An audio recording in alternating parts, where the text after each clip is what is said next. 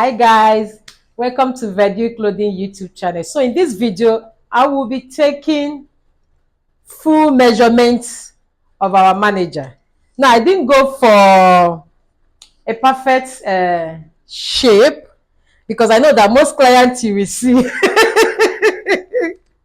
most clients that will come to you, they are this way with their baby pouch. Okay, just finish eating. No wahala. She just finished eating. So basically, you get an average lady. This is the way they are figure. Are you getting this? Is how we come? Yes. So it won't be like it has to be a slim size 8 model. No. So first of all, you need to make sure that your client is wearing the right outfit. So you can see she had to change to wear this, something that will bring out her real shape. So we get to see how she is. Okay. So when you see this in our measurement class, I keep telling you people that observe the clients and you're able to advise the person on their choice of styles, because sometimes some people actually pick the wrong style for their body shape. So please pay attention. You can watch this over and over. Why do I measure this way? Because this is a method I've tested and it works for us here. We make outfits that fit our clients. Our clients hardly come here for measurement or to come and take measurement or even to fit their outfit. We make and we send to them. So if you are making for them and it's fitting them accurately, then why not share this method of measurement? It might not be what you are used to, but just pay attention here. So we measure the shoulder. So this is her shoulder. Try to trace from a little bit of, you can see her armpit here. When you trace it up, you get to know where her shoulder is. So you measure from one end of the shoulder to the other. Can you see? So this is shoulder measurement. You write it down. So even if you measure this or you decide to measure from here to this point, it's still the same thing. So from one end of the shoulder to the other, try to trace here. Okay, so that's the shoulder. Next measurement I want to pay attention, since she's already backing us, is her back measurement. So now this back measurement is where we try to take out all the length from the back. So we start from here. This is your shoulder point. Are you getting? Like, start from your place your tape here. You don't need to take out your measuring tape. You can see her back. This is where her shape is at the back, the hourglass, because everybody wants you to give them a shape. So you might want to tie a string to figure out where this measurement is. So we measure to the back. Hers is 14.5. This is number one. You go to her hip, the fullest part of her hip from the back. For her, it is 23.5. Then you take it all the way to under her butt. This is 28.5. Then we call this the thigh at Verdu Clothing. So you measure the knee. This is not the natural knee. Look at her natural knee somewhere here, but we are talking about here. Let's say if you are making a man-made dress, where the break-off point, where the flace starts from. And wherever that knee is, from here to this point, from that waist to the knee, should be shorter than what you have from the knee to the floor. So the person can appear taller. So you measure this, you can see her knee, then to the floor. Wherever you have, you write, this is you taking her back measurement the way she is. Not, okay, what heels do you wear and all of that. This is just the way she is, because it will guide you in making decision on how to go about making outfits that fits her way. So that's the back measurement. I want to measure her armhole. So she raise her hand. I'll place my tape, wrap it around the armhole. You can see here. Then she will relax her shoulder. The essence of raising her hand is for me to make sure that the tape is sitting well. So once I've secured that, she will put down her hand and I will put my tape around her shoulder. Can you see? So I will measure her armhole circumference. Can you see? This is measuring her armhole. And while I'm still having this tape here, I will measure the bicep circumference, which we need for the sleeve cap.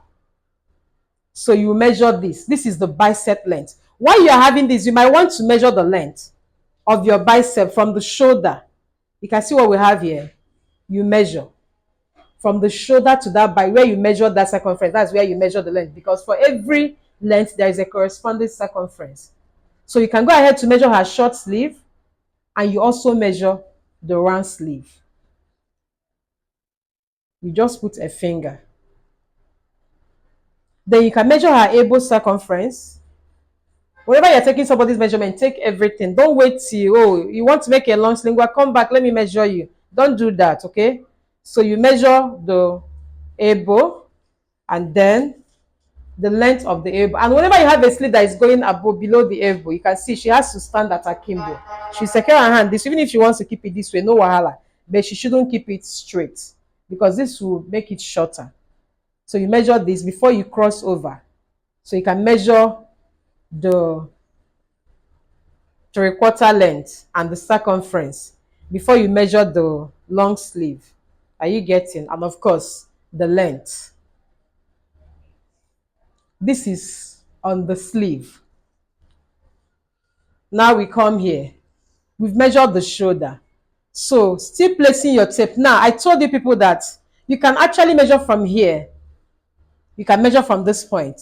So wherever you choose to commence your measurement from, stick to it.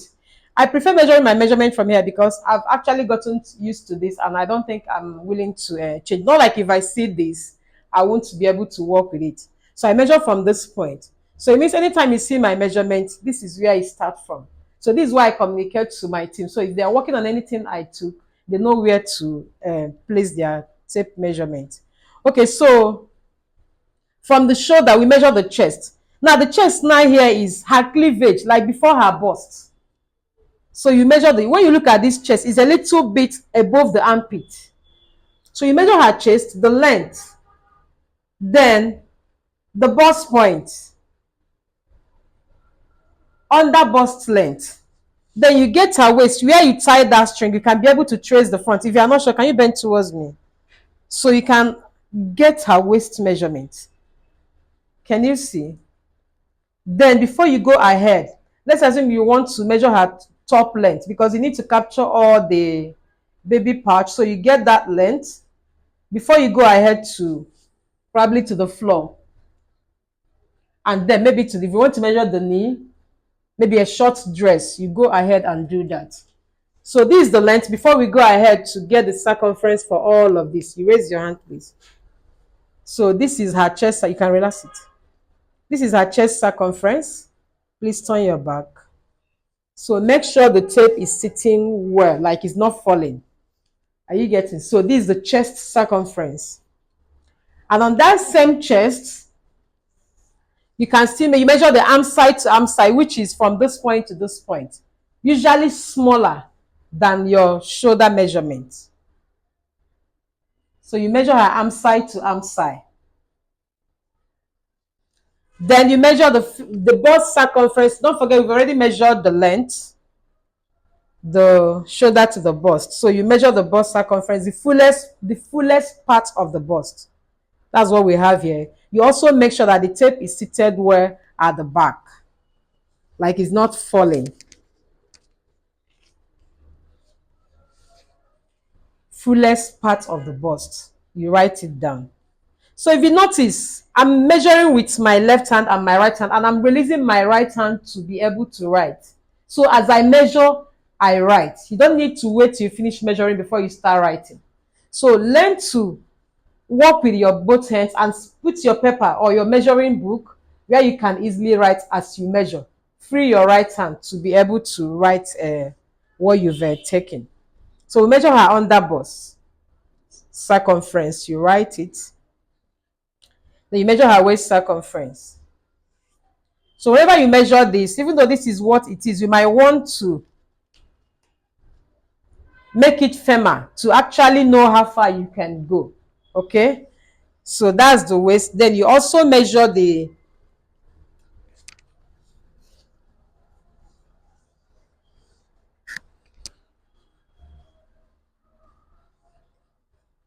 abdomen.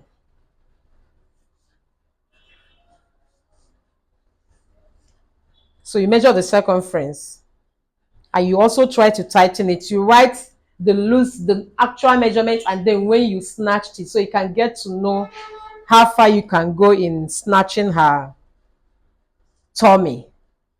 So you can see, wow, I can see the normal measure. That's extra 3, extra 3 inches. Is your eyeing me for me? What happened?